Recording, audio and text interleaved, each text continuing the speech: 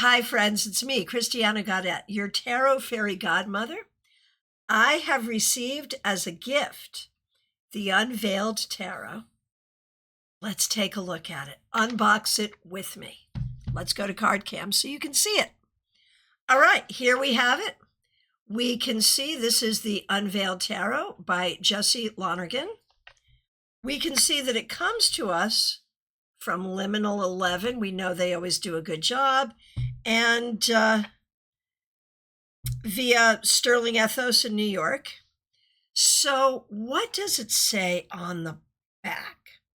With humor, heart, and style, this 80-card deck, oh my, did we add 2 cards, and accompanying guidebook add dimension and depth that allow you, whether a beginner or expert reader, to deepen your practice.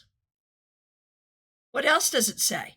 Pull aside the veil and take a closer look at the tarot you thought you knew. So what this deck is saying it does is somehow it gives us more.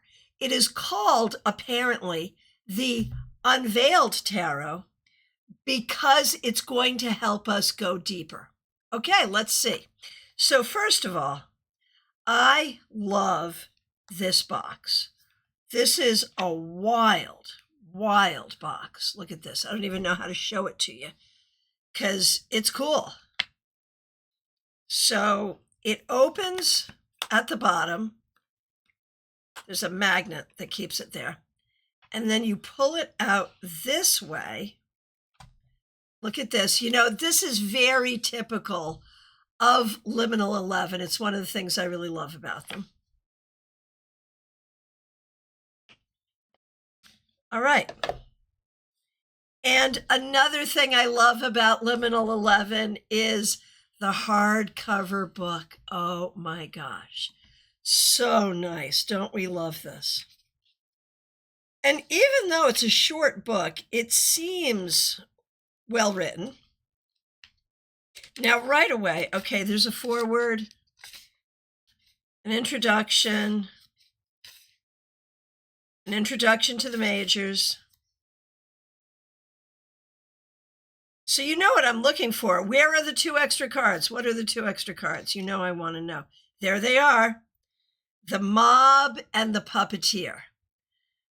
Okay, now, if you know me at all, you know I don't love the inclusion of extra cards, except for the happy squirrel. I'll happy squirrel all day long. But other than that, I don't love extra cards. Sometimes I just remove them and enjoy the deck. Sometimes, even though I don't like them, I leave them in because they work.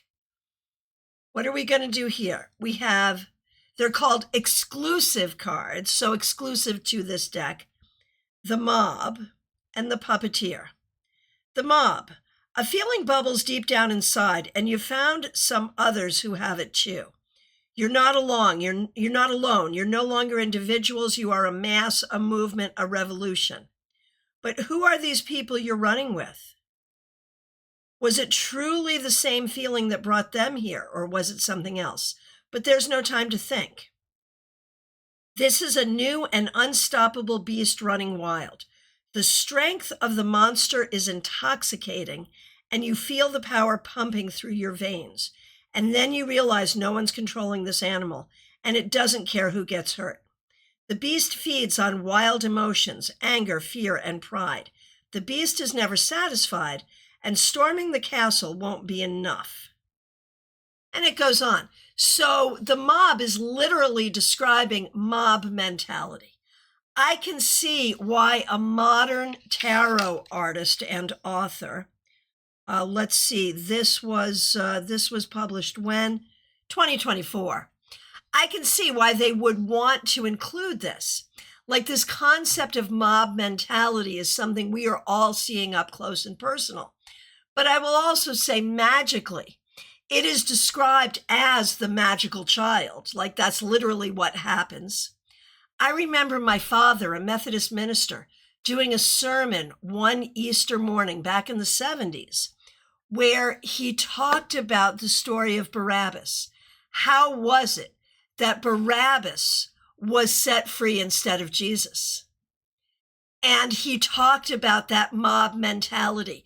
And to this day, he did such a good job with that sermon. To this day, I will always, when I think about mob mentality, I will think about two things.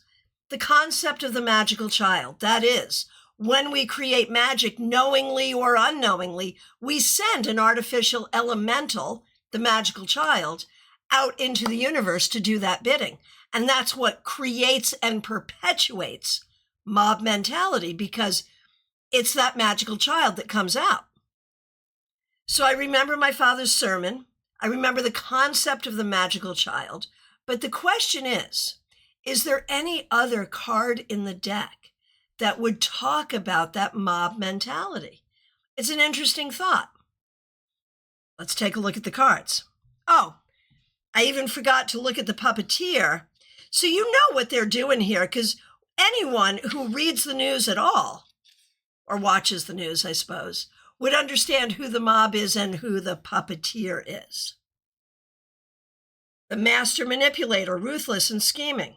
They turn people against each other, exploit weaknesses, and play with people's emotions to get what they want.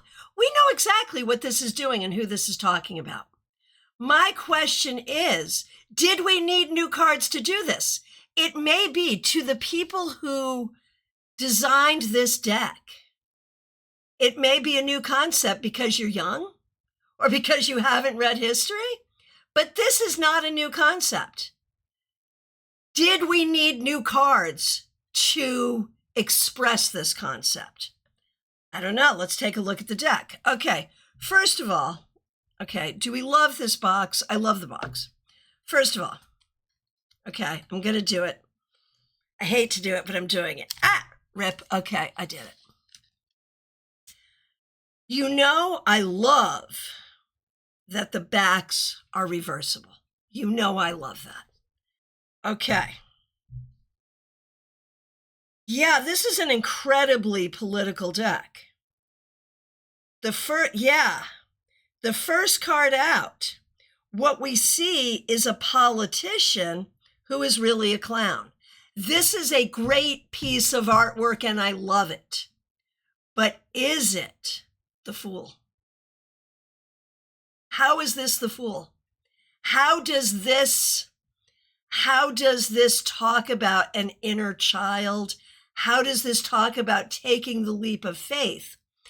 I think if we think about Unveiled as unmasked, this is a great unmasking of most politicians.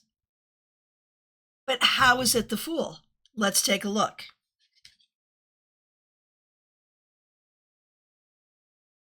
Hang on.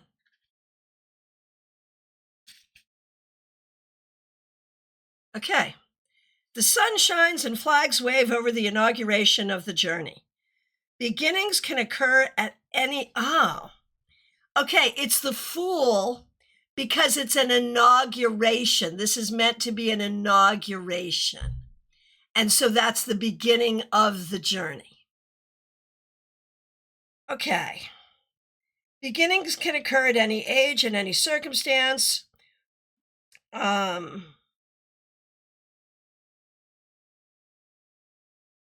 Moving on.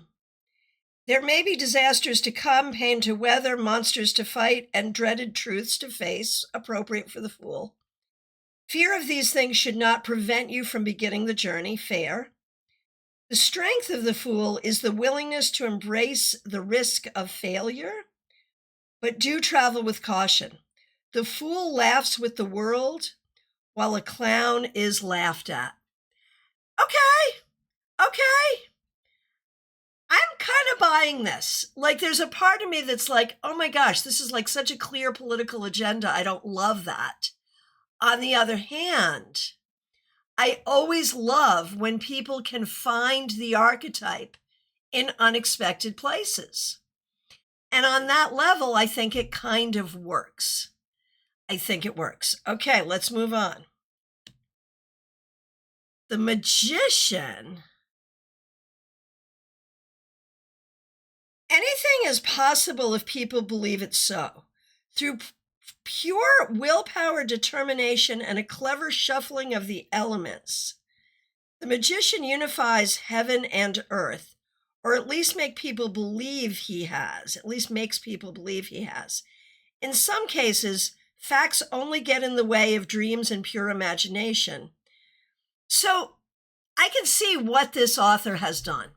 They have taken an aspect of each card. Well, I can only say for 2 so far, but they've taken an aspect of the archetype and blown it into the card.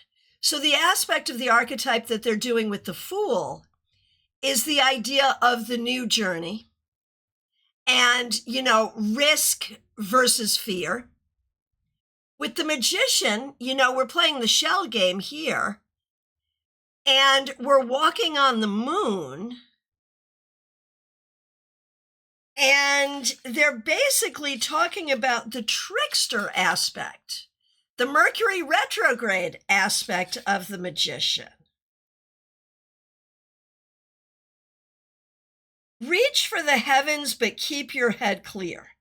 Don't lose track of the ball or of yourself. Again, I don't hate this. Like, you may think I am trying hard to hate this. It is very non-traditional in certain ways. It's very modern. And in a way, it's very political.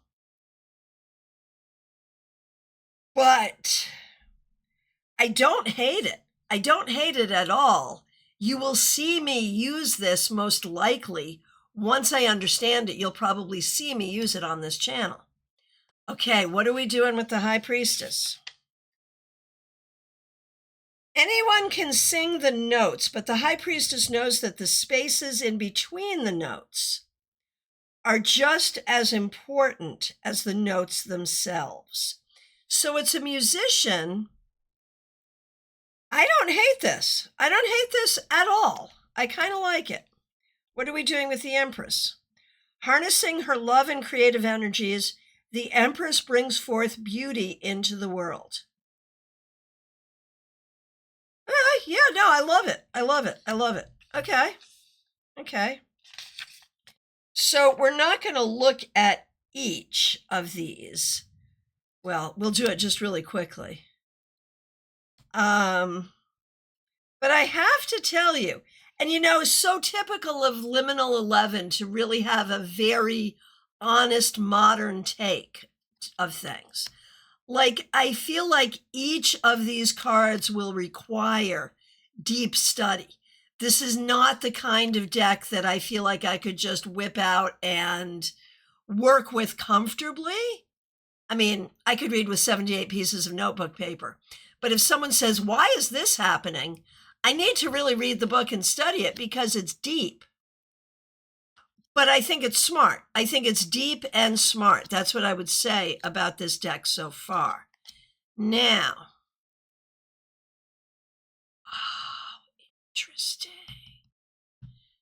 interesting, very interesting. And they were able to pack a lot into a very small book, too. So,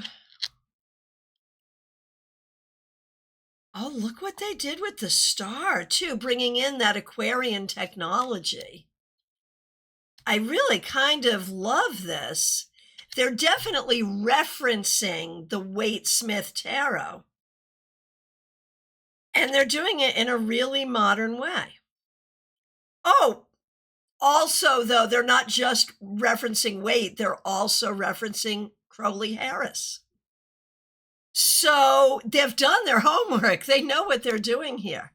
Okay, so here's the mob, and that's a great illustration. And the puppeteer. So I'm back to my question. Are these cards necessary? I would say culturally in this moment, it's smart because people aren't. It's smart because right now people need to be hit over the head to see how easy it is to join the mob without realizing it. So I think these are, well-placed and smart. Will I use them? I don't know. And what cards work here? I mean, the puppet master is clearly the devil, right? It makes sense. The mob could be the tower. What ignites the mob is the Ace of Wands. The mob can also be, let's think about it. Hmm. Hmm. You know, I'm going to have to get back to you on this. I'm going to spend some time thinking about this because they may have encapsulated an archetype that was not, okay, I'm going to say the Hierophant. I'm going to say this is the devil and the Hierophant. This is the devil, this is the Hierophant. Although in a way, this is both the devil and the Hierophant. Is there really a card in tarot that represents those who work with the Hierophant, act as the Hierophant, are sycophants to the Hierophant, and are poisoned by the message of the Hierophant? Maybe not. Maybe this is a new thing that is needed. We'll see. Okay, what do they do with the minors? Oh, this is really kind of fun. They're, in some cases, like in this case, like we know this guy. That is the Two of Wands from Wait, but in a completely different setting. So obviously fully illustrated.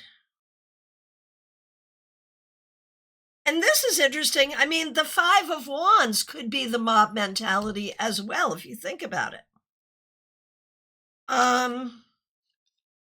So I think this is a great deck. I'm going to have a lot of fun with this. I don't exactly know how exactly I will use it, but I know I will use it. And I really appreciate it. This came to me as a gift from a member here on YouTube. And I said I would review it before I broke it out. And I'm glad I said that because that's fun. That is a fun Six of Cups. It requires some review, you know. I will. This is one I'm going to read the book because they were kind enough to put the artist's intent in the book. So I'll read the book and then I will use this on this channel. I think this is a really, really deep and interesting, and dare I say, Seven of Swords, dare I say, thought-provoking. I have to read the book. Like, what are we doing here? I don't know. I'll read the book. So far, they've managed to make it make sense to me. My question is, would you need to have a particular political mindset to appreciate this? And I'm not sure, because I feel like no matter, like I feel like at the end of the day, we all hate the government equally. I mean, I hate to say that, but I think there's a lot of questions about how it should or shouldn't work. But I think we could all unite in hatred of the government at any time in history and enjoy this deck together. That would be my guess. Let me know what you think. Thanks for being here.